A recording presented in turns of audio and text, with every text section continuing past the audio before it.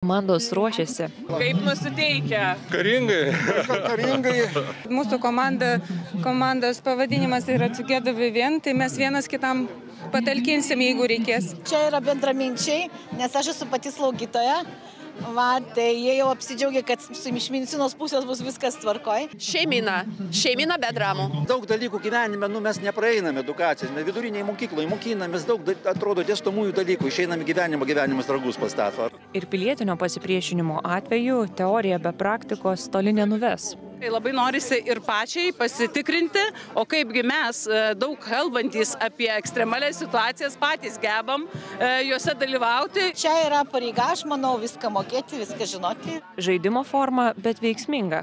Va, žiūrėk, čia bus Žmogus gauna įgūdžių, susiformuluoja pasąmonėj tą specifiką, kuri galimai būtų reikalinga tą dieną X.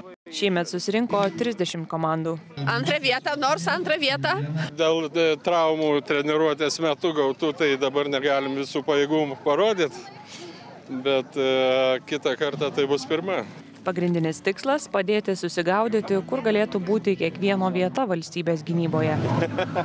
Vienas gali sriubą virti, kitas eiti į Raudoną kryžių, trečias prie Šaulių sąjungos jungtis. Šiose pilietiškumo žaidynėse galite išbandyti viską savo kailiu. Štai pavyzdžiui, kiek sveria tokia įprasta kadeto kuprinė. Užduotis parengė nuo viešosios saugumo tarnybos pareigūnų. Reikia užlipti į viršų, užsidėti mūsų amuniciją, pusiau, šalmą, pirštinės ir nusileisti su virvė.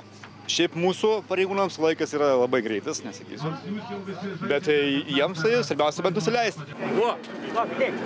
Iki medikų. Pirmas veiksmas patyrus saulės smūgį.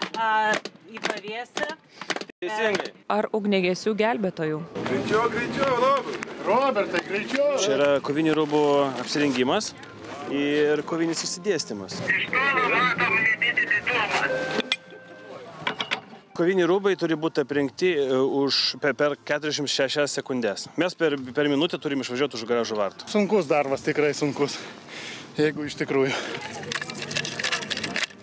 Tokias žaidynės Krašto apsaugos ministerija organizuoja 5 metus iš eilės. Pernai buvo Telšiuose. Šiaip iš skautų galima ganėtinai nemažai pasimokyti.